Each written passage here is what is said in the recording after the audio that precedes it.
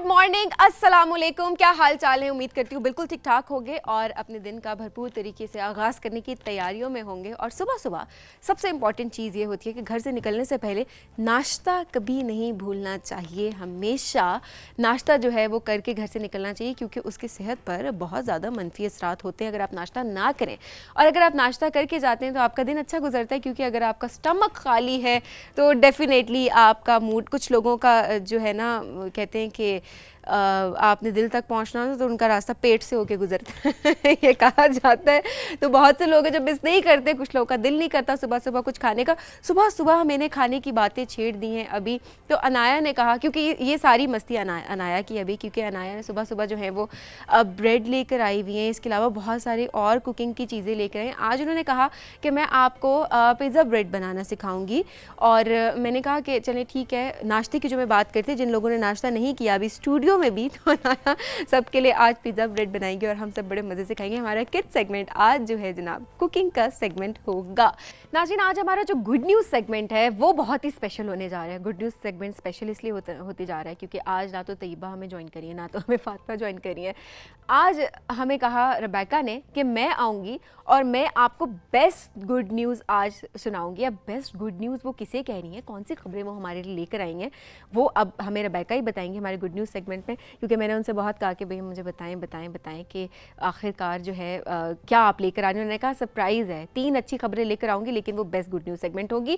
तो नाज़रीन, आपने गुड न्यूज़ सेगमेंट देखनी है और हमेशा की तरह आपने बताना है कि आपकी फेवरेट बेस्ट न्यूज़ कौन सी थी आज की। और इसके अलावा अपने इर्द गिर्द भी आपने देखना है कि अगर कोई ऐसी खबर है जो कि आपको लगता है कि हमारे गुड न्यूज़ सेगमेंट का पार्ट बन सकती है, तो आपने हमारे फेसबुक पेज पे जाना है और वहाँ पर आपने कमेंट या मैसेज करके हमें बताना है कि ये खबर है जो कि गुड न्यूज़ सेगमेंट का पार्ट बन सकती है, और वो आप हमें बताएंगे। एक्सपर्ट सेगमेंट आज बहुत स्पेशल है। स्पेशल मैं इस वजह से कहूँगी क्योंकि आज हम एक होता है ना कि हम किसी को आइडलाइज़ करते हैं फैशन इंडस्ट्री के हवाले से, हम फैशन सेंस हम जिनमें कहते हैं। तो हमारी लेजेंड नाज़िया हसन का जो फ़ैशन था वो आज तक लोग फॉलो कर रहे हैं, और वो बहुत सारी चीज़ें मेरी फातिमा जदून, क्योंकि आज हमें ज्वाइन करेंगी, आज वो हमसे बात करेंगी फ़ैशन के ऊपर। हम बात करेंगी नाज़िया हसन जो फ़ैशन करती थी वो किस तरह का था, और आजकल जो है वो ट्रेंड किस तरह से फॉलो हो रहा है। जो कि उस ज़माने में वो फैशन करती थी, आज वो कहा जाता है कि 2021 का फैशन भी उसके अंदर हमें नज़र आता है, एक रिफ्लेक्शन हमें दिखती है। तो आज हमारा एक्सपर्ट सेगमेंट बहुत ही स्पेशल होगा, कहीं नहीं जाना, आपने देखना है, स्पेशली अगर आपको बहुत शौक़ है एक डिसेंसी के साथ फैशन को लेके चलने की। नाज़रीन, इसके अलावा हम अगर बात करें आज तो मंशा याद साहब की आज डेथ एनिवर्सरी, और उस हवाले से आज एक खसूसी नशिस्त है और वो आज हम प्रोग्राम में शामिल करेंगे। उनकी ज़िंदगी के बारे में हम थोड़ी बात करेंगे अपने एक सेगमेंट में। तो ये एक बहुत एक स्पेशल सेगमेंट है जो कि आज हमने अपने राइजिंग पाकिस्तान के फॉर्मेट में जो हमने आज शामिल किया है। नाज़रीन, इसके अलावा हमारा गेस्ट सेगमेंट, मेन सेगमेंट हम कैसे भूल सकते हैं। बड़ी कन्फ्यूजन ये थी कि ऑरेंज सोफे पे किसको बिठाया जाए। हमने कहा कि चलें आज एक के बजाय हम 2 लोगों को बिठाते हैं। 2 लोगों की बात आई तो आया कि अच्छा 2 मेल्स को बिठा दिया जाए।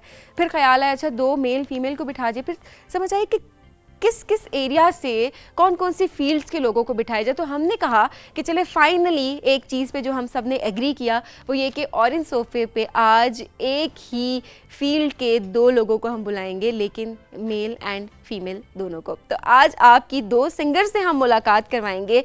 एक हैं जी सना नेमत साहिबा और दूसरे जो हैं वो जी गिलमान साहब हैं। इनसे आज मुलाकात करवाएंगे और आप गपशप करेंगे इनसे, इनकी ज़िंदगी के बारे में हम जानेंगे। तौसीक हैदर साहब हमारी मुलाकात करवाएंगे। दरअसल ये एक रिकॉर्डेड सेगमेंट है। तो आज का राइजिंग पाकिस्तान बहुत ज़्यादा एक्साइटिंग है, बहुत कुछ होने लगा, मैं कहूँगी बहुत ज़्यादा हैपनिंग है।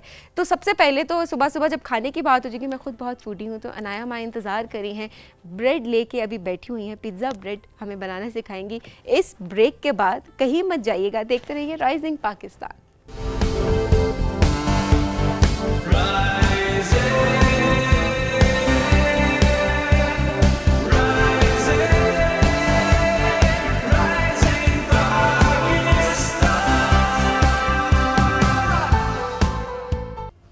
Welcome back to Rising Pakistan. अभी इस वक्त इतना सारा खाना देखकर मेरे सामने मुझे बहुत भूख भी लग रही है, मेरे मुंह में पानी आ रहा है। अनाया अस्सलाम वालेकुम। वालेकुम अस्सलाम। कैसी हैं आप?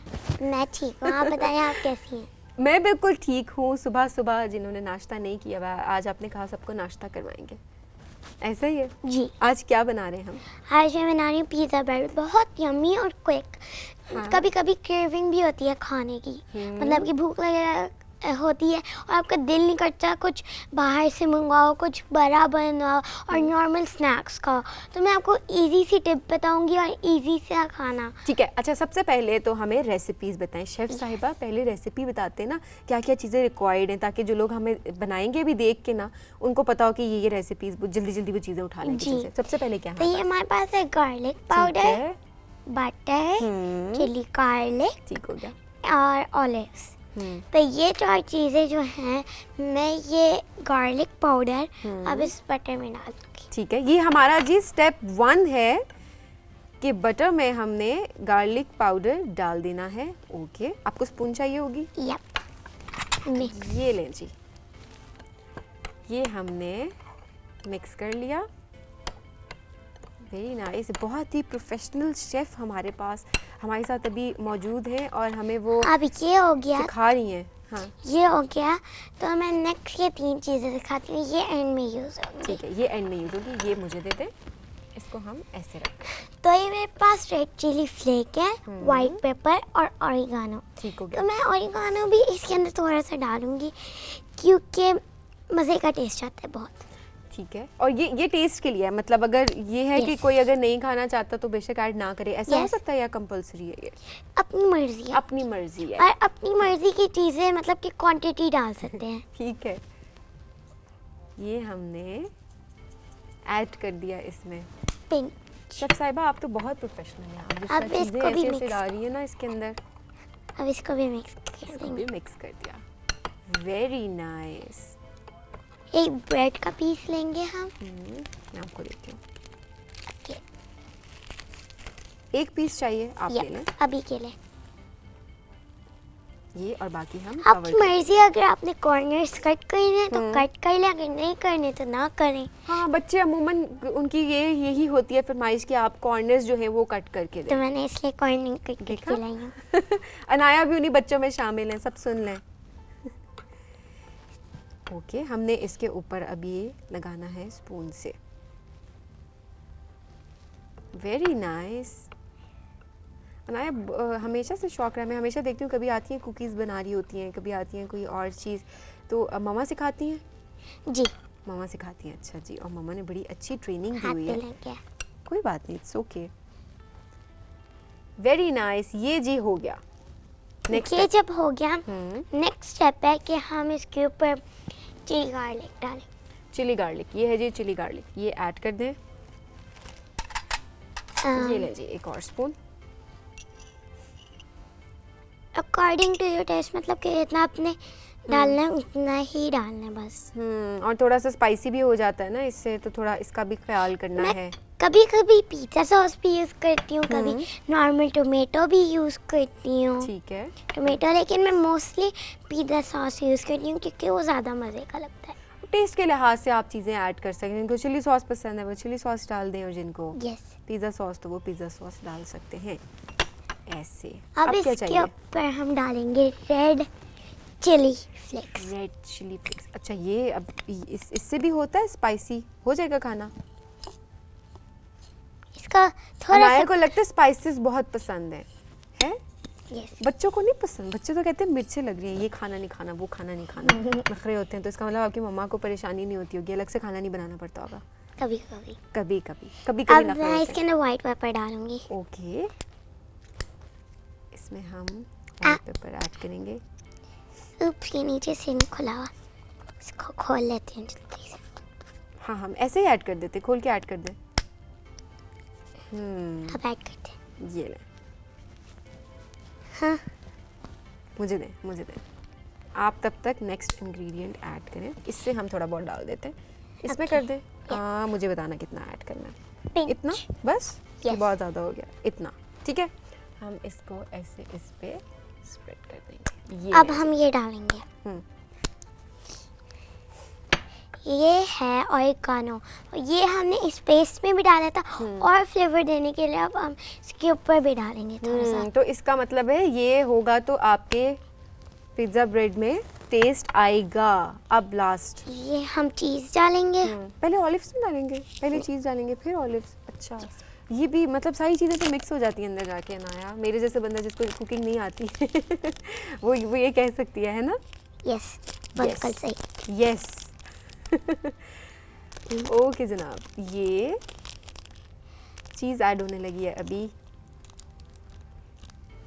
इसको तोड़ के डाल लेते हैं, टूट ठीक तो है, गया। कोई बात नहीं, पूरा स्लाइस भी डाल सकते हैं और साथ में आप इसके पीसेस करके भी डाल सकते हैं। ये लें जी, ये ऐड हो गया। आई थिंक बहुत है इतनी चीज़ ना, Yes. है ना। अब ऑलिव्स डालेंगे। ऑलिव्स, ये लें जी। मैं इनका देखें क्या बनाऊंगी अब। क्या बनाएंगी आप? बड़े सीक्वेंस से रख रही है शेफ साहिबा। ये देखें जी,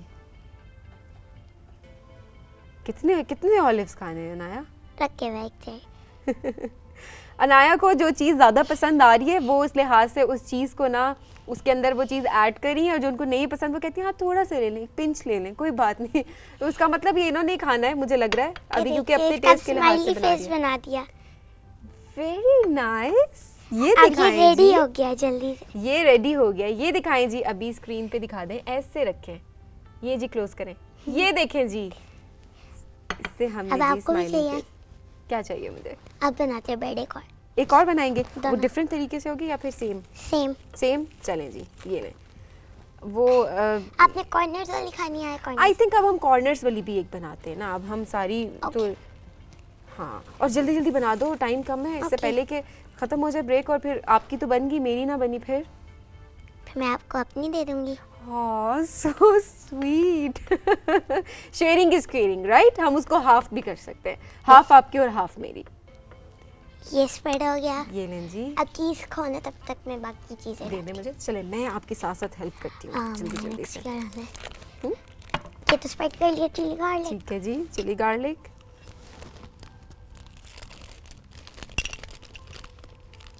स्प्रेड। ये हमने जल्दी जल्दी जल्दी जल्दी जल्दी जल्दी हमने स्प्रेड कर दिया। ये रखा, आप टिश्यू यूज़ कर सकती हैं। ये लीजिए, अब इस टिश्यू को साइड पे रख देते हैं। Red chilli. अब हम रेड चिली फ्लेक्स इसके अंदर ऐड करेंगे। ये हमने ऐड कर दिए। आपको ज्यादा स्पाइसी पसंद है या कम? मुझे कम स्पाइसी चीज़ें पसंद है ना। ठीक है। अब अभी आपने जितना ऐड किया वो बिल्कुल ठीक ऐड किया। ये जी हमने इसके अंदर दोबारा से ऑरिगेनो हमने ऐड कर दिया। अब हमने जो लोग पहले नहीं बना सके थे वो बीच में इंग्रेडिएंट्स ले आए होंगे, तो अनाया अब ये दोबारा बना रही हैं ताकि इजीली वो लोग बना सकें। चीज तो डालना। चीज़ आप डाल सकती हैं। मैं आपको हेल्प तब कर तक देती मैं हूँ। फिर ऑलिव्स का स्माइली फेस बनाऊंगी। ओहो, सबसे ज़्यादा जल्दी आपको वो बनाने का ही है। ये हमने ओह ऐसे, यस। ये हमने ऐड कर दिया। देखिए चीज़ टूटी नहीं है इस दफ़ा। ये हम यहाँ रख देते हैं। दोबारा से स्माइल बन रही है जिसके ऊपर। खाने को देख के एंजॉय करना चाहिए ना, तो खाना देखने में भी ऐसा होना चाहिए कि हर किसी की फेस पे स्माइल आ जाए। ऐसा ही है। यस। अब रेडी हो गया। Very nice. एक हमने कॉर्नर्स के बगैर वाली ब्रेड बनाई और दूसरी हमने कॉर्नर्स के साथ वाली। कभी कभी हल्के फुल्के स्नैक्स की आपको ज़रूरत पड़ी होती है, और अमूमन हम बाहर से चीज़ें ऑर्डर कर रहे होते हैं जो कि शायद हेल्थ के लिए अच्छी नहीं भी होती और हाइजीन का भी ख्याल नहीं रखा जाता। तो आप घर में भी खाने इस तरह के बना सकते हैं जो कि ईज़िली आपके लिए, जो चीज़ें आपके घर में अवेलेबल हैं आपके किचन में, वो आप इस्तेमाल करके अपने लिए स्नैक्स बना सकते हैं। यस। है ना? अब ट्राई करते अब ट्राई कर लेते हैं ये जी। ले। हाँ हाँ, वाई नॉट। हम ट्राई करते हैं जी। ये लें जी, हम जल्दी जल्दी ट्राई करते हैं। ये 1 2 3। Very nice. ये हम ख़त्म करेंगे, बल्कि मैं अभी ख़त्म करती हूँ साथ साथ ही। Anaya thank you so much, बहुत अच्छा सेगमेंट था, बहुत मज़ा आया। कहीं मत जाएगा, देखते रहिए राइजिंग पाकिस्तान।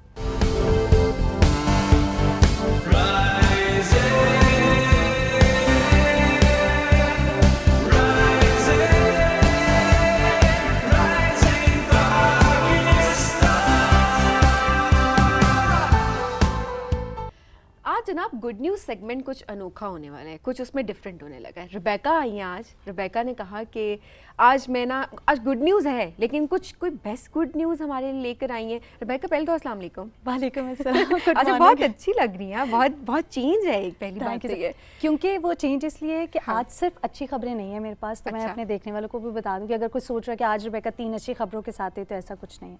अच्छा, ऐसा कुछ नहीं है। नहीं। फिर क्या है? मैं भी थोड़ी कंफ्यूज थी, तो मैंने कहा मैं इसी तरह अनाउंस करूं कि पता नहीं क्या लेकर आई हैं आज, वो क्या लेकर आई हैं। और मैंने कितना सस्पेंस रखा हुआ है ना सुबह से अभी तक मेकअप रूम में, मैंने भी नहीं बताया। एक्चुअली सबीन, आज हमारे पास 3 अच्छी खबरों में वो ऐसी खबरें जिसमें हम देखते हैं वो खबर जो आपको मोटिवेट करती है, वो रिलेट करती है किसी एक इंसान की स्ट्रगल से। ठीक है। यानी हम बहुत बार खुद को ये कहकर ना खामोश करवा लेते हैं कि हमारे पास वसाइल की कमी है जिस वजह से हम नहीं कर सकते, या खुदा न खास्ता हम सोचते हैं कि हम फिजिकली इतने हेल्दी नहीं है या एक्टिव नहीं है, शायद इसलिए हम ये नहीं कर सकते।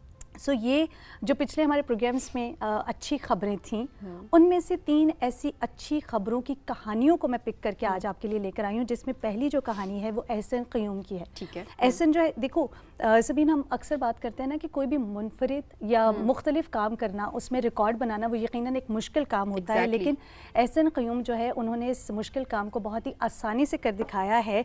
उन्होंने जो Guinness book of world record में अपना नाम दर्ज करवाया है, और उन्होंने काम किया कि एक बार फिर अपना नाम दर्ज करवाया। उन्होंने ये किया है कि एक बहुत छोटा सा वैक्यूम क्लीनर बनाया है। ठीक है। और ये उन्होंने पेंसिल की मदद से बनाया। ओह माय गॉड, ये अच्छा, अब मुझे समझ आई कि जो आप बात कर रही थी ना कि अच्छी खबरों में से भी सबसे अच्छी खबरें, बेस्ट खबरें, क्योंकि हम सारी खबरें बहुत अच्छी लाते हैं, लेकिन उसमें से जो बेस्ट न्यूज़ होती है, जिससे हम बहुत कुछ सीख सकते होते हैं, ये वो आज हमारे लेकर आई है। और पेंसिल से वैक्यूम क्लीनर बनाना, ये कैसे बनाया इन्होंने? ये मैं कहती हूँ, ये देखिए जिस तरह से इस वक्त हमारी स्क्रीन पे भी आप देख सकते हैं, एक बहुत छोटा सा वैक्यूम क्लीनर। ये एक मुकम्मल तौर पर वैक्यूम क्लीनर है जो कोने खुदरों से जो है ना वो डस्ट आराम से निकाल देगा। अच्छा। सो वो लोग जो कह रहे थे ना वो काम तो हम कर लें, लेकिन वो कोने खुदरों से सफाई नहीं हो सकती, तो अब ऐसा कोई सीन नहीं होगा। वैक्यूम क्लीनर जो है वो काम चोरी है, अब वो किसी काम नहीं आने वाली, अब खत्म, अब काम करना पड़ेगा, अब एक्चुअली काम करना पड़ेगा। और अब ये देखें कि एक छोटा सा वैक्यूम क्लीनर, सबसे पहले तो आई थिंक सबीन, इस सोच को मुझे लगता है सलाम कि आप छोटी छोटी चीज़ों के बारे में सोचना, अगर हम इसको इस तरह ना देखें कि ये एक वैक्यूम क्लीनर है, हम सिर्फ ये देखें कि एक इंसान की सोच है, और फिर एक अकेला इंसान जब इस तरह की अचीवमेंट्स करता है, बहुत अच्छा लगता है। एग्जैक्टली, बहुत अच्छा लगता है। मुल्क में नाम रोशन होता है, सबसे बड़ी बात ये होती है कि मुल्क का नाम रोशन हो रहा है आपका। सो ये एक बहुत अच्छा इनिशिएटिव है हमारी तरफ से, बहुत ज़्यादा अप्रिसिएशन, बहुत ज़्यादा थैंक यू। कि हमारे थैंक यू क्योंकि हाँ थैंक यू, लेकिन हमें ही काम करना पड़ेगा। वो तो चलें देख लेंगे ना। वो सेकेंडरी है, कभी गुड न्यूज़ गुड न्यूज़ को गुड न्यूज़ रहने देते हैं। अच्छा, अब जो दूसरी हमारे पास खबर है सबीन, वो भी ऐसी ही एक कहानी है जो कि साद हामिद की है। साद जो है वो गूगल के हवाले से, क्योंकि हम बात करते हैं डिजिटल वर्ल्ड की, हम टेक्नोलॉजी की बात करते हैं, और उसमें गूगल जो है वो हमें हर मसले का हल देता है। साद जो है वो गूगल में कम्युनिटी मैनेजर के तौर पर काम कर रहे हैं, और माई पाथ टू गूगल के टाइटल से जो है इनकी स्टोरी को जो है वो गूगल एक कामयाबी से जो इनकी स्टोरी है उसको पब्लिश किया है। और यकीनन जो है ये एक खुशाइन बात है कि जो उनकी स्ट्रगल है, जो उनका हार्ड वर्क है, वो पूरी दुनिया देख रही है। बिल्कुल रेबेका, साद हमीद को भी हमारी तरफ से बहुत ज़्यादा एप्रिसिएशन, बहुत ज़्यादा थैंक यू। बिकॉज़ मैं हमेशा क्यों कहती हूँ हम शुक्रिया अदा करते हैं यंगस्टर्स का, इस वजह से क्योंकि ये उनका फ़र्ज़ तो ज़रूर है, लेकिन एट द सेम टाइम वो अपने मुल्क को इतनी इन चीज़ों, टेक्नोलॉजी में स्पेशली आप आगे जाते हुए देखते हैं, तो वो हमारा सर जो है वो फ़ख्र से बुलंद हो जाता है। तो साद हमीद को हमारी तरफ से एप्रिसिएशन भी, थैंक यू भी। और रेबेका, इससे मैं कहूँगी कि यंगस्टर्स को अपनी रिस्पॉन्सिबिलिटी का एक तरह से एहसास होना चाहिए कि किस तरह से उनके ऊपर रिस्पॉन्सिबिलिटीज़ हैं, और स्पेशली ये जो एडवांसमेंट की तरफ जो दुनिया जा रही है, मुल्क की बात नहीं, कोई दुनिया जा रही है, उसको आपने साथ साथ रखना है, उसके साथ चलना बहुत ज़रूरी है। तो उसी में टेक्नोलॉजी भी है, एक बहुत अहम किरदार अदा करती है, क्योंकि अब तो सब कुछ टेक्नोलॉजी है, हमारे पास टेक्नोलॉजी ही है, बस मोबाइल हमारे हाथ में होता है, हम कहते हैं हर मसले का हल है। जी आप बताएं क्या मसला है? अभी हम आपको बता देते हैं। मसले का हल है, और ज़रूरत इतनी बड़ी है रेबेका कि आप कहीं भी जाते हैं ना, तो आप फ़ोन अपना लेकर जाना नहीं भूल सकते कहीं पे। आपको होता है कि आपकी ज़रूरत है, ये हर वक्त आपके पास होना है। मुझे लगता है सबीन, कभी हम लोग परेशान हो जाते थे ना, गाड़ी की चाबी कहीं भूल जाते थे, गाड़ी की चाबी नहीं मिल रही, अभी आप मोबाइल भूल जाए ना कहीं पर, जस्ट बिकॉज ऑफ टेक्नोलॉजी के साथ हम इतना रिलेट कर पाते हैं, जिस तरह साद की कहानी है। और साद के साथ जो काम करने वाले उनके कॉलीग हैं, वो उन सब के लिए एक इंस्पिरेशन बन चुके हैं कि किस तरह से कोई अपनी हार्ड वर्क से जो है एक मकाम हासिल करता है। बिल्कुल रेबेका, आज की तीसरी गुड न्यूज़ क्या है? तीसरी बेस्ट गुड न्यूज़ है तलहा खान की। अक्सर और बेशतर हम देखते हैं कि लोग इस बात का जो है वो लेम एक्सक्यूज़ देते हैं कि हम तबीयत ठीक नहीं है इसलिए हम ये नहीं कर सकते, या किसी फिज़िकल महरूमी की वजह से जो है वो ख़ुद को ये जस्टिफिकेशन देने की कोशिश करते हैं कि हम काम नहीं कर सकते। तलहा खान जो है ये हमारे इर्द गिर्द आई थिंक मौजूद एक ऐसा नौजवान है जो इस बात की हमें मोटिवेशन देता है कि कोई भी काम नामुमकिन नहीं है। सुनने और बोलने की समाज से जो है ये महरूम है, और लेकिन इस काम को जो है वो जो सोच रखता था कि वो क्या करना चाहता है, उसको अपने टैलेंट को जो है वो किसी भी सूरत अपनी माजूरी के आड़े नहीं आने दिया। तलहा ने फ्रेश एंड फ्रोज़न के नाम से जो है वो अपने साथियों के साथ मिलकर बिरयानी जो है वो बेचने का काम शुरू किया है, जिसको यकीनन जो है वो सभी लोग बहुत ज़्यादा पसंद कर रहे हैं। अभी हम तस्वीर भी देख रहे थे। और सबीन, ये वो नौजवान है जिस तरह मैंने भी बिल्कुल शुरू में अपने सेगमेंट में कहा था ना कि हम कहते हैं कि हम इसलिए नहीं कर सकते कि वसाइल नहीं है। एग्जैक्टली आपने वही बात की, आपने बिल्कुल आगाज़ ही इस तरह से किया था रेबेका सेगमेंट का कि बहुत सारी अपॉर्चुनिटीज़ होती हैं, उनको हम अवेल नहीं कर पा रहे होते और हमें लगता है कि शायद ये हमारे लिए नहीं है, शायद हम इस पे उस क्राइटेरिया पे बेसिकली हम पूरा नहीं उतरते। सो ये हमारी अपनी सोच की बात है सिर्फ कि आप किस तरह से उस अपॉर्चुनिटी को अवेल करते हैं, अपने आप को इस काबिल, हम कहते हैं इस काबिल हम नहीं हैं कि पता नहीं क्या होगा, हम जीत भी सकेंगे या हमें ये करना भी चाहिए नहीं करना चाहिए। तो बेसिकली अक्सर औकात जो चीज़ें आपको लग रही होती हैं कि वो आपकी कमज़ोरी है, वो आपकी ताकत बन जाती है, वही एक्चुअली आपकी स्ट्रेंथ होती है। सिर्फ देर होती है जब भी हम किसी की अचीवमेंट पे बात करते हैं तो फिर हम देखते हैं कि अचीवमेंट उस वक्त होती है जब आप एक कदम ले लेते हैं, छोटा है या बड़ा कदम है, कम वसाइल हैं या ज़्यादा वसाइल के साथ है।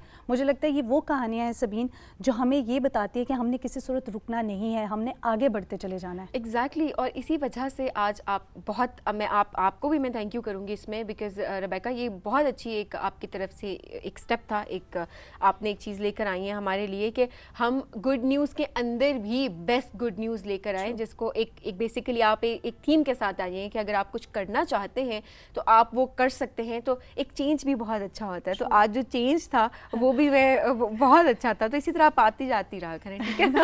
अपना ही है, इसमें ऐसी क्या बात है, राइजिंग पाकिस्तान अपना है, फैमिली शो है, सब बैठ के देखते हैं। तो हम अच्छा है कि हम आगे भी इसी तरह से ऐसे स्टेप्स हम लेते जाएंगे। Thank you so much. Thank you so much Sabeen, have a great day. Thank you Rebecca. नाज़रीन, हम जाएंगे ब्रेक की जानिब और ब्रेक के बाद जब हम वापस आएंगे तो हम एक बहुत ही स्पेशल सेगमेंट आज हमने राइजिंग पाकिस्तान में ऐड किया है। मंशा याद साहब, कौन नहीं जानता, एक बहुत ही बेहतरीन राइटर थे। आज उनकी डेथ एनिवर्सरी है, उसी से मुतल्लिक आज हमने एक बहुत ही ख़ास मेहमान को दावत दी राइजिंग पाकिस्तान में, खलीकुर रहमान साहब, जो कि अगर कहा जाए तो मंशा याद साहब के बहुत एक करीबी साथी भी थे, उनके भांजे हैं। लेकिन अगर इस रिश्ते के अलावा भी अगर हम बात करें तो बहुत अच्छे पोइट हैं, बहुत अच्छे राइटर हैं। मंशा याद साहब की जो बायोग्राफी है उसको कंप्लीट करने में खलीकुर रहमान साहब का बहुत ज़्यादा हाथ है, उसको उन्होंने कंप्लीट किया। तो आज ज़रा उस बुक के हवाले से भी बात करेंगे और उनसे बात करेंगे मंशा याद साहब बेसिकली कैसे थे अपनी ज़िंदगी में, कैसी उनकी पर्सनैलिटी थी। तो कहीं मत जाइएगा, देखते रहिए राइजिंग पाकिस्तान।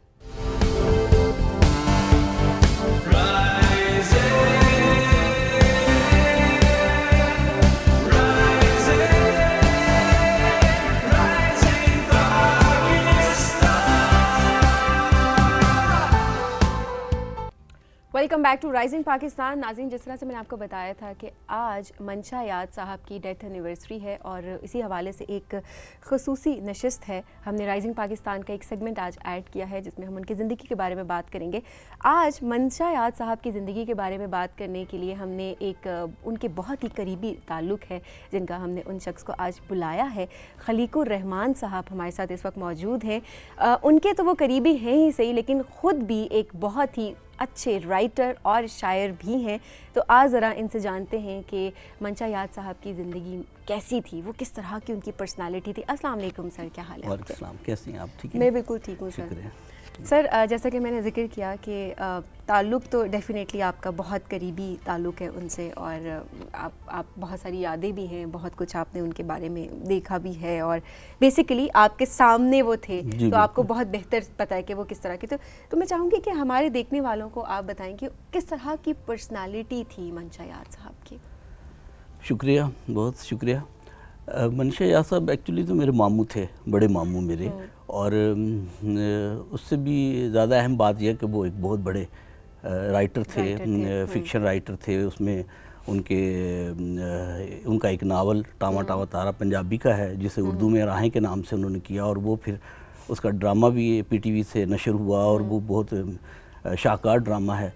और उसके अलावा उन्होंने अफसाने की किताबें, उनकी 8-10 किताबें हैं, जिसमें ख़ास तौर पे बंद मुट्ठी में जुगनू, मांस और मिट्टी, और खला अंदर खला, और दरख्त आदमी, और इस तरह वक्त समंदर, बहुत सारे और भी मजमूए हैं। तो 300 से ज़्यादा उन्होंने अफसाने लिखे। ठीक है। और आपको पता कि फिर उनकी कोशिश होती थी कि जो वो लिखते हैं वो आवाम तक पहुँचे, तो फिर इसके लिए उन्होंने फिर ड्रामे का मीडियम भी इख्तियार किया, और उनकी कोशिश थी कि वो किसी तरह भी जो भी बात है वो मेरे पढ़ने वालों तक पहुंच जाए। तो ये फिर अफसाने को उन्होंने अपने नावल को भी ड्रामे की सूरत में उसे ढाला। अच्छा। तो इसके अलावा उन्होंने इस्लामाबाद में हलकर बाब ज़ौक़ अदीबों का एक इदारा है, जहाँ पे तनकीदी नशिस्तें होती हैं, उसमें वो उन्होंने उसको कायम किया 1972 में और 1971 में शायद, और तब से लेकर आज तक वो भी उसकी हफ्तावार नशिस्तें होती हैं। Exactly. और उन्हीं की वजह से मुझे भी हल्के में भी शामिल हुआ, मैं उनकी ख्वाहिश पर, और हलका बाब ज़ौक़ का मैं जॉइंट सेक्रेटरी बना, आज कल भी मैं हूँ और सेक्रेटरी हूँ। तो मंशिया साहब की शख्सियत तो एक हम जहद शख्सियत है, उसमें उनकी इतने शेड्स हैं, इतने पहलू हैं। सिर्फ यही नहीं कि वो एक अदीब थे, वो एक बहुत अच्छे इंसान थे, बहुत मिलनसार, बहुत ही मोहब्बत करने वाले, और पूरा शहर जो था उन अदीबों का वो उनके दोस्तों में शामिल था, हल्का अहबाब में शामिल था। और उसके अलावा फैमिली की सतह पर उन्होंने अपनी पूरी फैमिली को पूरी तरह सपोर्ट किया। इब्तदा में वो तो 21 साल की उम्र में वो इस्लामाबाद आए थे 1958 में, और उसके बाद फिर वो यहाँ उन्होंने मुलाजमत की। एक तरक्याती इदारा है डेवलपमेंट का जो इस्लामाबाद का, उसमें उन्होंने मुलाजमत की, और फिर वो सिविल इंजीनियर थे एक्चुअली तो। और इस्लामाबाद की जो इब्तदाई चंद लोग जो इस्लामाबाद में पहली बार शिफ्ट हुए थे 1963 की बात है, क्योंकि घर तो बन चुके थे इस्लामाबाद में, लेकिन उसमें मंशा साहब जो थे वो उनकी फैमिली, उन 4-5 लोगों की जो फैमिली, उसमें से मंशा साहब की फैमिली भी थी जो यहाँ शिफ्ट हुए थे। और इस्लामाबाद की सेक्टर्स बनवाने में और मेन सड़कें बनवाने में और मेन जगहों पर वो सारी उसका कंट्रीब्यूशन भी मंशा साहब की सिर्फ अदबी नहीं है, उनका समाजी सतह पर भी उन्होंने काम किया और बहुत काम जी सर। और स्पेशली आपने कहा कि सिविल इंजीनियर थे जी, एंड देन राइटर, और इतने ज़बरदस्त ड्रामे उन्होंने लिखे, इतनी ज़बरदस्त स्टोरीज़ उन्होंने लिखी जो कि अब तक जो है वो याद की जाती हैं। उसके साथ साथ ही तो कभी इस तरफ रुझान उनका किस तरह हुआ? आप क्योंकि आपके सामने थे वो, तो आपको बेहतर पता है इस बारे में। जी, वो असल में तो लिखना तो उन्होंने शुरू से कर दिया। एक अलमिया उनकी ज़िंदगी में रूनमा हुआ इब्तदा में ही। उनकी मदर की डेथ हो गई जब वो 8 क्लास में थे, तो उनकी मदर की कोशिश थी कि मेरा बेटा बड़ा आदमी बने और ये बहुत पढ़े और बहुत नाम पैदा करे। तो उन्होंने अपनी एक बहन है जो कि हाफजाबाद में, शेखुपुरा में, मंशा साहब का एक्चुअली आबाई जो शहर है वो शेखुपुरा है, तो उसके साथ ही एक करीबी इलाका है हाफजाबाद में, तो उसके गांव में वहाँ टीचर्स थे सारे, तो उन्होंने अपने बेटे को उधर भिजवा दिया ताकि वहाँ जाएगा तो ये ज़्यादा अच्छा पढ़ेगा। तो वहाँ पर उन्होंने पढ़ाई की। तो इसी दौरान में वो आते रहे, यहाँ आया करते थे अपने घर, अपनी मदर को मिलने हफ्ते बाद आते थे। तो वहाँ फिर उनकी मदर अचानक बहुत बीमार हो गई, और 8 क्लास में जब थे तो उनकी मदर, उस पर मंशा साहब ने बहुत शाहकार अफसाना लिखा है माँ जी के नाम से। अच्छा जी, बहुत ही आला अफसाना। आप खुद भी बहुत अच्छे राइटर हैं, और बज़्म जहाँ जो आपने मंशा साहब हलकर बाब ज़ौक़ जी बिल्कुल, आपने जो बायोग्राफी लिखी है, मैं चाहूँगी किताब के बारे में भी आप थोड़ा हमें बताएं। मंशा साहब की जब डेथ को अब तो 10 साल हो गए, तो वो एक बायोग्राफी लिख रहे थे। ये किताब जो है ये असल में उनकी ज़िंदगी में मुकम्मल नहीं हो सकी थी, दरमियान में ये कहीं रह गई। किताब बहुत सारा काम होता था, तो ये काम भी वो मुकम्मल नहीं कर सके। तो वो अब काम ऐसा था कि उनकी इतनी मोहब्बतें, उनकी दोस्ती और मुझ पर ये इसका कर्ज था, और मैं ये चाहता था कि इसे मुकम्मल किया जाए। तो जो आखिरी चैप्टर था जिसमें अदीब दोस्तों का, इस्लामाबाद के और पूरी दुनिया के जो अदीब हैं जिनके साथ उनके ताल्लुकात थे, उनका जिक्र होना अभी बाकी था कहीं पर। तो फिर मैंने ये किया कि उनकी डायरीज़, उनके खतूत और उसके साथ जो उनके मज़ामीन हैं जो उन्होंने अपने दोस्तों पर या खाके या उनके हवाले से जो भी वो सारा मवाद, चूँकि मैं खुद भी PhD कर रहा हूँ, तो वो एक तहकीक का जो था जिसे आप आम ज़बान में कीड़ा होता है कि आपके दिमाग में चलता रहता है, वो मैंने कहा कि मैं इसे ज़रूर सर चाहूँगी पहले टाइटल ज़रा दिखा दें। जी प्लीज़, टाइटल हम देख लेते हैं। ये किताब बज़्म जहाँ अफसाना, उनकी बायोग्राफी है। ये देखिए जी, कैमरा इसको क्लोज करें। ये है जी कवर पेज है इस बुक का, और ये उनकी ज़िंदगी के अदवार, जब उनकी बीच में तस्वीर भी एक्चुअली, ये पिक्चर्स भी ज़रा कैमरा अगर इसको क्लोज करें, जो पिक्चर्स भी हम देख सकते हैं जी। ये तस्वीरें हैं, उसमें सन भी लिखे हुए हैं।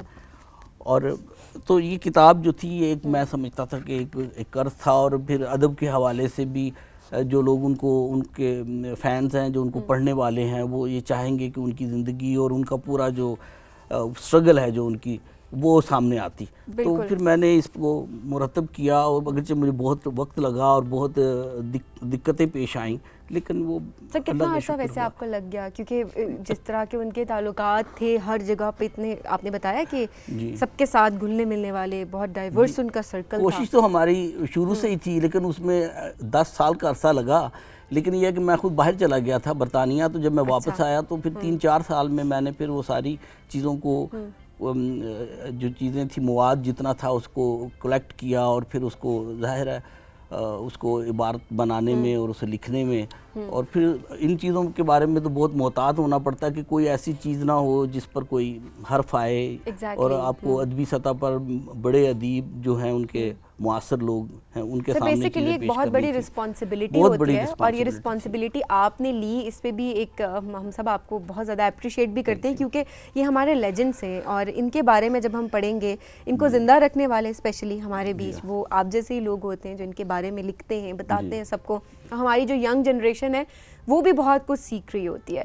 तो इस किताब को डेफिनेटली बहुत सारे लोग अभी भी पढ़ रहे होंगे, और जिन्होंने नहीं पढ़ी उनको भी पढ़नी चाहिए, ताकि हम सीख सकें, क्योंकि असल हीरोज़ हमारे ये थे जिन्होंने एक्चुअली अपनी ज़िंदगी में स्ट्रगल की हुई है बेसिकली। तो एक हम हमेशा ढूंढ रहे होते हैं कि स्ट्रगल का राज क्या है, क्या किस तरह हम पहुंच सकते हैं इसमें। अच्छा, हमारी फील्ड्स डिफरेंट हैं, तो ये सारी चीज़ें आप हमारे लेजेंड्स से सीख सकते हैं, उनके बारे में पढ़ के, उनके बारे में जान के।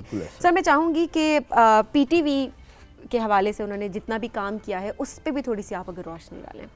PTV में एक्चुअली तो वो ड्रामे की तरफ बहुत लेट आए, और फिक्शन लिखते रहे, उनके पास वक्त नहीं होता था, क्योंकि अपनी मुलाजमत का भी था और फिर फैमिली का और सारा कुछ। तो फिर बहुत प्रोड्यूसर्स ने जब देखा कि उनकी कहानियों में तो बहुत ड्रामाई मवाद है और इसको सामने आना चाहिए, तो फिर ये जो राहें हैं उनका ड्रामा वो शाहकार है। और लोगों ने, जब आपको मालूम है कि जब वो PTV पे नशर होता था, ये 98 की बात है, तो सड़कें सुनसान हो जाती थी। Exactly, sir. और अभी वैसे इस तरह से चीज़ कभी नज़र नहीं आती आज के दौर में, कि लोग इतने ध्यान से और इतने इंतज़ार के साथ एक ड्रामा मतलब वो देख रहे हो।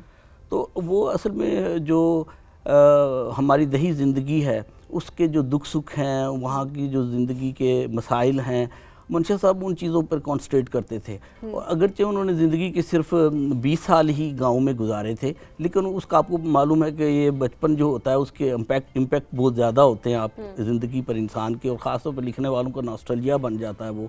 तो वहाँ देखी हुई ज़िंदगी और वहाँ के दुख जो थे वो इस तरह शहरों में तो नज़र नहीं आते थे, जितनी गुर्बत और जितना इफलास और जितना दुख और वहाँ पर मिलता है, वो सारा फिर उन्होंने उसको पेश किया। और वो इतना, वो कहते थे कि अगर जब मुझे गांव के हवाले से कुछ लिखना होता है तो मेरा कलम पानी की तरह चलता है, और मैं बिला थकान उसको लिखता चला जाता हूँ। ये भी एक चीज़ है इसके अंदर कि क्योंकि वो ज़िंदगी उन्होंने खुद एक्सपीरियंस की, क्योंकि जब आप एक्सपीरियंस कर लेते हैं तो आप इजीली लिख सकते हैं, और ये भी आप उस तरीके से लिख रहे होते हैं बेसिकली कि लोग उससे रिलेट कर सकें। और वही जो आपने बात की ना कि जो सड़कें हैं वो सुनसान हो जाती थी और उनका ड्रामा देखने के लिए, तो बेसिकली इसी वजह से कि लोग हमेशा वैलिडेशन चाह रहे होते हैं कि कोई उनकी फीलिंग्स को वैलिडेट कर दे किसी तरीके से। तो डेफिनेटली एक एक्सपीरियंस की हुई चीज़ जब आप लिखते हैं तो वो इसी तरह से लोगों के दिल पे उतरती है। तो उनके जो पसंदीदा अफसाना निगार थे वो भी उनके मिजाज के ही थे। जैसे अहमद नदीम कासमी साहब थे, मंटो थे, और राजेंद्र सिंह बेदी थे, कृष्ण चंद्र, इनके अफसाने उन्हें दूसरे अफसाना निगारों से ज़्यादा हाउंट करते थे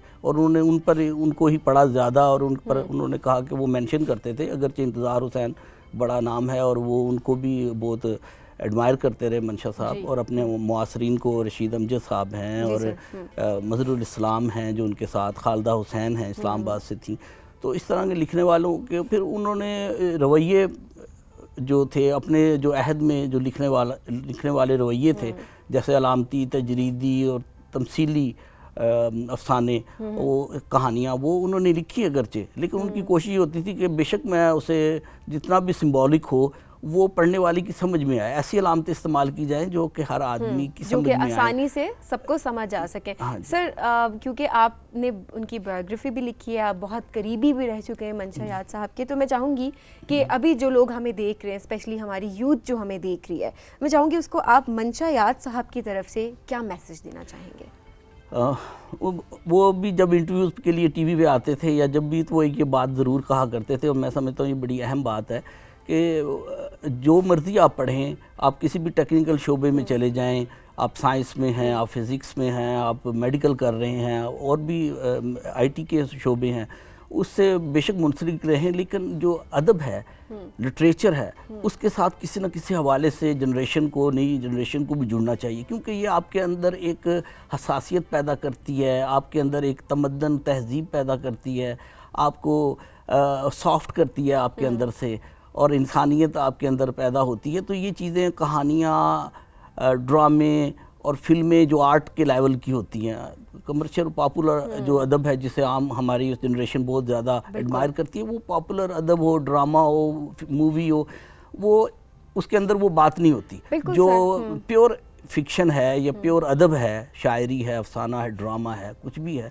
वो अगर आर्ट से जुड़ा हुआ है तो वो आपको अंदर से बहुत हसास करता है। बिल्कुल, और ऐसा भी नहीं कि आप हर चीज़ को, लिटरेचर को लोग अब ये देख रहे होते हैं कि वो सिर्फ एज ए फील्ड ही ज्वाइन करें। हाँ। तो आप एज ए फील्ड नहीं ज्वाइन करें बेशक, लेकिन उसको साथ साथ पढ़ना चाहिए, स्पेशली हमारे लेजेंड्स के बारे में पढ़ना चाहिए जो उन्होंने लिटरेचर लिखा हुआ है, ताकि हम उससे बहुत कुछ सीख सकें। Thank you so much sir, बहुत इन्फॉर्मेटिव सेगमेंट था। मैं इन्फॉर्मेटिव इसलिए कहूँगी क्योंकि ये वो चीज़ें हैं जिनका हमारे लिए जानना बहुत ज़्यादा ज़रूरी है। Thank you so much sir, have a good day.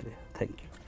नाज़रीन, जहाँ पर लेजेंड्स की बात हो रही है, वहीं पर जो हमारा अगला सेगमेंट है वो एक और लेजेंड के हवाले से है। फातिमा जदून आएंगी ब्रेक के बाद और वो हमें बताएंगी कि नाज़िया हसन साहिबा का जो फैशन स्टाइल था, हम उनको अभी तक जो आइडियलाइज करते हैं वो कैसा था, कौन कौन सी चीज़ें हैं जो कि अभी हम अभी अडॉप्ट करते हैं, अभी हमारे जो फैशन इंडस्ट्री है वो उसको फॉलो कर रही होती है। तो आज जानेंगे हमारे एक्सपर्ट सेगमेंट में। फातिमा जदून हमारे साथ देंगी ब्रेक के बाद। कहीं मत जाइएगा, देखते रहिए राइजिंग पाकिस्तान।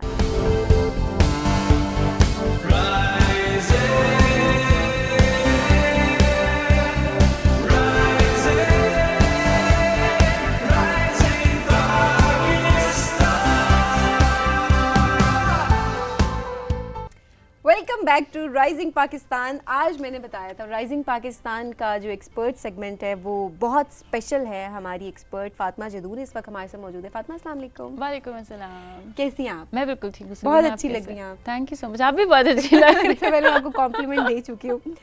फैशन में माशाल्लाह आपको मतलब कि आपने किस तरह से अपने आप को कैरी करना है, इसीलिए हम चाहते हैं कि जितनी आपसे हम ले सकें ना टिप्स ले लेना तो हमें ले लेनी चाहिए। अच्छा फातिमा, आज हम बात करें, क्योंकि लेजेंड्स की आज हम बात करें, उसी से आपने क्योंकि इस सेगमेंट को भी रिलेट किया है कि नाज़िया हसन साहिबा का फैशन, अगर आप फैशन की कभी बात करते हैं ना, डिसेंसी एंड फैशन, तो आपके माइंड में एक नाम आता है, एक इमेज आता है, वो होता है नाज़िया हसन। बेसिकली हम ये, अगर उनकी पर्सनालिटी पे इतनी बात की जा सकती है, लेकिन अगर हम उनके लिए एक वर्ड ढूंढे तो वो एक ब्रांड खुद हैं। Exactly, she is a brand in her self. हमें उनको, ये वही वाली बात है सबीन कि बेसिकली वो जो हैं वो उनका अपना एक स्टाइल है, और वही जो मैं इन पे जब बात जो आज करना चाह रही थी वो ये था कि जो 80s और 90s के फैशन है वो वापस आ रहे हैं। और आपको अभी हम जो पिक्चर्स भी दिखाएंगे इनकी और जो हम इनकी बात करेंगे, आप देखोगे आपको लगेगा कि ये 80s और ये उस वक्त की नहीं है, ये आज की पिक्चर्स हैं। एग्जैक्टली, हम हमेशा बात ये ज़रूर कर रहे थे, अच्छा ये तो ओल्ड फैशन चीज़ है, अच्छा ये तो कोई नया ट्रेंड आ गया। एक्चुअली वो जो नए ट्रेंड होते हैं वो पुराने से ही निकले हुए होते हैं। बिल्कुल बिल्कुल। अच्छा, और अगर हम ये कहें कि इनकी कुछ अचीवमेंट्स जो हैं, देखें ये 1965 में शी वाज बोर्न, और इनका जो पहला गाना आया था, जो पहला गाना ही हिट हो गया था, आप जैसा कोई मेरी ज़िंदगी में है, ठीक है, और वो गाना ऐसा जो हम आज भी सुनते हैं तो हमें बहुत मज़ा आता है। 1980s में ये गाना उनका आया था, और वो मतलब कह सकते हैं कि वो गाना जो है ना पूरी दुनिया में लिटरली हम कह सकते हैं, क्योंकि वो पॉप म्यूज़िक पाकिस्तानी पहली, she was a pop music star. और फिर उसके बाद 15 साल की उम्र में उनको पहला पाकिस्तानी फिल्म फेयर अवार्ड मिला था, which is a very big achievement. Like 15 साल में आप इतना कुछ अचीव कर लो, which is very good. Exactly. मैं चाहूँगी कि हम थोड़ा सा अभी अपने नाज़रीन को दिखाएं भी, बिल्कुल टिप्स से, हम फातिमा की टिप्स से हम फ़ायदा उठाएं। मैं चाहूँगी कि देखें इनके कुछ 9 ऐसे जो है, मैंने इनके स्टाइल्स निकाले थे which are so much prominent कि ये अब इनकी ये जो एक वेस्ट पे इन्होंने बेल्ट एक पहनी हुई है, आप देखो सबीन, उस ज़माने में ये बहुत रेयर था, क्योंकि इस स्टाइल को कैरी करना, अगर आपने इसको प्रॉपर नहीं कैरी किया हुआ ना, बेल्ट को पहनने का एक तरीका था जिसको उन्होंने इतने अच्छे तरीके से कैरी किया हुआ है, जो आज भी मैं बहुत सारी लड़कियों को देखती हूँ, इन्होंने बेल्ट को प्रॉपर प्लेस नहीं किया, तो या तो बहुत आप मोटे लग रहे होते हो या बहुत पतले लग रहे होते। तो उस वक्त के हिसाब से, वरना देखो बेल्ट हमारी अब आई हैं फैशन में, और हमें ऐसे लगता है, बहुत सारे लोगों को ये लगता होगा कि ये तो अब की एक इनोवेशन है, ये कुछ नई चीज़ आई है, वरना हम लोग ईस्टर्न कपड़ों के ऊपर, फ्रॉक्स के ऊपर कहाँ बेल्ट जब आती है माइंड में, तो हमारे माइंड में, आपके माइंड में क्या आता है? जीन्स आ जाती है। हाँ, बिल्कुल जीन्स के लिए आप बेल्ट यूज़ कर रहे होते हैं और अदरवाइज और नहीं। लेकिन आपने बिल्कुल ठीक कहा कि किस तरह से स्पेशली वाइट ड्रेस को कैरी करना, हाँ, और फिर ब्लैक के साथ में कभी वो बहुत प्रोमिनेंट हो, हाँ। तो वो उनकी कुछ चीज़ें बहुत ज़्यादा प्रोमिनेंट थी। अच्छा, उसके अलावा अब आपने बहुत ज़्यादा देखा होगा, अभी हम एक पिक्चर दिखाते हैं, इसमें ये स्पोर्ट्स वेयर पहनती थी। अब उस वक्त के हिसाब से देखा जाए, अब ये इनको कोविड टाइम्स में जब बहुत लोग घर बैठना शुरू हुए थे, तो प्रॉपर हमारे जो स्पोर्ट्स के ड्रेसेस हैं, आप ये कह सकते हैं, जिनको हम आजकल के मॉडर्न ज़माने में हम पीजेस का नाम दे देते हैं, तो ये आप देखो, हाँ, अभी हम स्क्रीन पे भी देख रहे हैं फातिमा, कि इनके प्रॉपर जो है ये स्पोर्ट्स वेयर्स थे जो इन्होंने उस वक्त पे पहने थे। मतलब आप आज से इतने साल पहले को देख लो कि 1980s के दौर में ये फैशन में नहीं था। Exactly. This was her own style. और मैं ये सोच रही हूँ कि अब जो चीज़ें फैशन में आ रही हैं, हाँ, वो लोग कहते हैं कि हमने आइडियाज़ को बनाए, मुझे लगता है कि वो इम्प्रोवाइज किए गए आइडिया से, बिल्कुल है ना। और ये तो अपने जो माइंड से एक चीज़ बनाई गई थी ना, वो तो नाज़िया हसन साहिबा की, बिल्कुल उनका अपना स्टाइल। हाँ। और मतलब ये कुछ वो चीज़ें जो आपने बिल्कुल ठीक है कि लोगों को आजकल लगता है यार ये मेरा अपना स्टाइल है, नहीं, बेसिकली इनका अपना स्टाइल है, ये नाज़िया हसन का स्टाइल है जी, जिनको हम देख रहे हैं। अच्छा जी, अब हम लोग चाहेंगे कि इनके नेक्स्ट जो पिक्चर दिखाएं, वो जंप सूट्स, जो अब हम लोगों को लगता है कि वो हैं, लेकिन उस टाइम पे इन्होंने जंप सूट्स को भी बहुत खूबसूरत तरीके से कैरी किया है। आप ये देखो कि ये जी पिक्चर अभी हम देख रहे हैं, और ये आई थिंक क्योंकि ब्लैक एंड व्हाइट पिक्चर है तो हमें ब्लैक ही दिख रहा है इनका जंपसूट, लेकिन हाफ स्लीव्स के साथ बेसिकली उसको कैरी जिस तरह से इन्होंने किया हुआ है। क्योंकि आप ये देखो कि जंपसूट्स और ये इस टाइप के कुछ ड्रेसेस है सबीन, जिनको हम लोग कहते हैं कि कैरी करना थोड़ा मुश्किल है। हाँ, इट्स अ डिफिकल्ट ड्रेस। लेकिन अभी उनकी जो हम पिक्चर देख रहे थे वो इतनी एलिगेंट लग रही थी, वो पहने हुए अगली। जी बिल्कुल। अब white kurta is like forever. बिल्कुल जी। अभी पहले जरा अगली पिक्चर हमें हम देखना चाहेंगे। बिल्कुल, हम जरा स्क्रीन पे पिक्चर दिखा दें। ये देखें जी पिक्चर है। फातिमा, इस स्टाइल के बारे में आप क्या कहेंगी? वाइट कुर्ता जो है ये इनका बहुत फेवरेट था, और इनकी आप जितनी भी कैजुअल पिक्चर्स में देखें तो white kurta is very much prominent. और अब आप ये देखो कि वाइट कुर्ता कुछ सालों से हमें लगता है कि बहुत ज़्यादा है। डेफिनेटली एक हमारा ये कौमी लिबास है, शलवार कमीज़ और वो, लेकिन हर जो है पर्सनालिटी का एक फेवरेट ड्रेस होता है। अब कई लोग वाइट कुर्ता प्रेफर नहीं करते, they want to wear black, और वो अगर हम खास नाज़िया हसन की बात की जाए तो white kurta was very much prominent in her wardrobe. ये भी नोट किया है फातिमा कि वाइट के साथ वो बहुत सारे कलर्स ऐड भी कर देती थी, चाहे वो स्कार्फ की सूरत में करती थी, चाहे दुपट्टे की उसमें, चाहे आपने बेल्ट की बात की, उस मतलब हर चीज के अंदर वो कलर्स ऐड करना जानती थी। अगली पिक्चर जरा स्क्रीन पे दिखा दे। ये देखिए लेदर जैकेट, जिसको बहुत ही हम समझते हैं कि जी लेदर जैकेट तो बहुत ही एक ट्रेंडी सी चीज़ है, और अब लड़कियां यहाँ पे हमें पाकिस्तान में नज़र आती हैं, बहुत ज़्यादा लेदर जैकेट्स हैं, लेदर पैंट्स हैं। लेकिन मैं बार बार ये बात इसलिए कहती हूँ कि उस ज़माने में अगर उन्होंने ये सोच रखी कि उन्होंने ईस्टर्न वेस्टर्न दोनों का ब्लेंड बहुत अच्छे तरीके से किया, बेसिकली द पॉइंट इज़ के द वे उन्होंने अपने आप को कैरी किया था।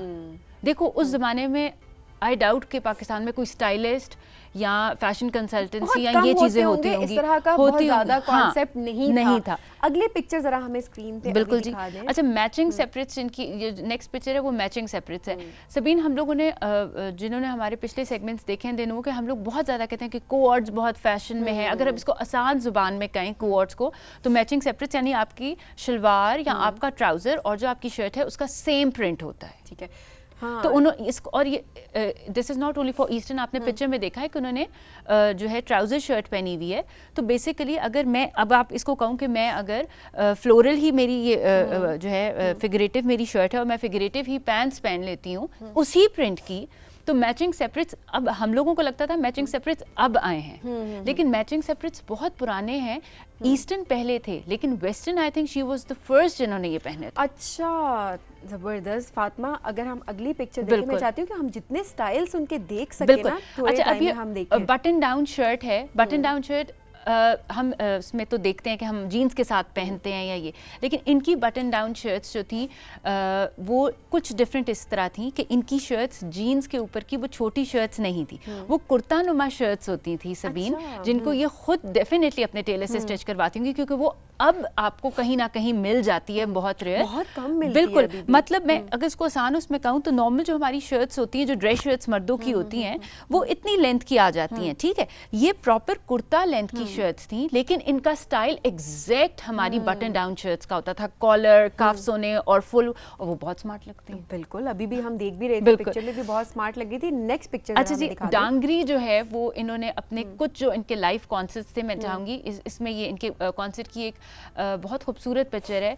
डांगरीज जो है, अब जो डांगरीज इन है वो बहुत ज़्यादा डेनिम की और उनकी इन है, लेकिन आप ये देखें कि इन्होंने इसकी खाकी मटेरियल की इन्होंने जो पहनी थी डांगरी, मोस्टली इनके जो कॉन्सर्ट्स थे, because she was a pop music artist, तो उन्होंने अपने जितने भी आप उनके कॉन्सर्ट्स और उनको देखो तो वो आपको डांगरीज में या वेस्टर्न अटायर में जिसमें नजर आती हैं, तो वो जंपसूट्स और इनमें, और इनको वो आप देखो, आप हर पिक्चर में देखो। फातिमा, मैंने ये भी नोट किया कि आप मतलब जितने स्टाइल्स आप दिखा रही हैं, इनको कैरी करना मुश्किल होता है अभी आजकल के लिहाज से। मैं आपसे ये पूछूंगी एंड पे, इसके बाद हमारी एक लास्ट इनका जी, स्टाइल आखिरी है पिक्चर कि हम आपका देख लेते फेवरेट हैं। स्टाइल कौन सा था। ठीक है जी। अच्छा जी, जो नेक्स्ट हमारा है वो है, और मतलब बहुत ब्लिंगी चीजें ये पहनती ठीक थी, है। इनकी जैकेट्स जो सीक्वेंस वाली, ये कोट है जो इन्होंने सीक्वेंस वाला पहना हुआ है, इनके भाई ने जो है वेलवेट का पहना हुआ है, लेकिन इन्होंने सीक्वेंस वाला पहना हुआ है, जो अब 2021 के फैशन में ये बहुत प्रोमिनेंट हुआ है कि सीक्वेंस वाले जो है आपकी जैकेट्स या आपकी जो वो है कोट, और अगर कोई सोच ही नहीं सकता होगा कि ये इन्होंने अपने दौर में ये चीज़ पहनी होगी। आप देखो हर नहीं, चीज़ सबसे जबरदस्त। डिफरेंट। बिल्कुल फातिमा, हर स्टाइल जिस तरह से अभी आपने बताया कि 9 स्टाइल्स, आप सिर्फ 9 निकाल के लाई हूं कि मुझे हमारे पास टाइम बड़ा कम था, बिल्कुल। अदरवाइज जितनी बात की जा सकती है, कम है, जितने स्टाइल्स बिल्कुल। उतने कम है, लेकिन डेफिनेटली हमारे पास इंटरनेट की सहूलत मौजूद है, तो वहाँ पर भी हम स्टाइल जो है वो देख कॉपी कर सकते हैं, सकते हैं। बिल्कुल। एग्जैक्टली, तो वही चीज़ है कि मैं पूछना चाहूंगी कि हाँ। इन सब में से अगर मैं पूछूं कि सबीन आपका फेवरेट कौन सा स्टाइल था इनका? बहुत मुश्किल सवाल है मुश्किल ये, मेरे question लिए चूज करना बहुत मुश्किल है, लेकिन आई थिंक जो वाइट कुर्ता उन्होंने लिया It's था, a उसके ऊपर जो forever, ऑरेंज हाँ, उन्होंने जो बिल्कुल। कलर्स वो वाइट के साथ ऐड करती थी ना, वो बहुत वो अच्छा बहुत अच्छा Yeah. था, तो मेरा वो फेवरेट स्टाइल है। बट अदरवाइज ऑब्वियसली बहुत सारे स्टाइल्स नादिया हसन बिल्कुल। साहिबा की पर्सनालिटी के वो हम फॉलो भी करते हैं। Thank you so much Fatima, welcome. बहुत अच्छा सेगमेंट था, बहुत एंजॉय किया मैंने। Thank you Have a so good much. day.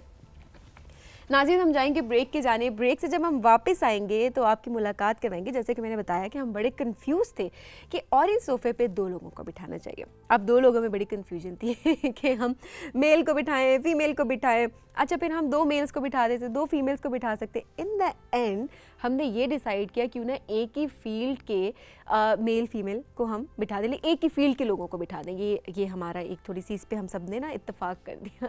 तो ऑरेंज सोफे पे हम आपकी मुलाकात करवाएंगे सना नेमत साहिबा से, और इसके अलावा गिलमान साहब से, जो कि दोनों सिंगर्स हैं। तो इन दोनों सिंगर से हमारी मुलाकात होगी, रिकॉर्डेड सेगमेंट है। तो ऐसे कहते साहब हमें इन दोनों से मिलवाएंगे आज। तो कहीं मत जाइएगा, देखते रहिए राइजिंग पाकिस्तान।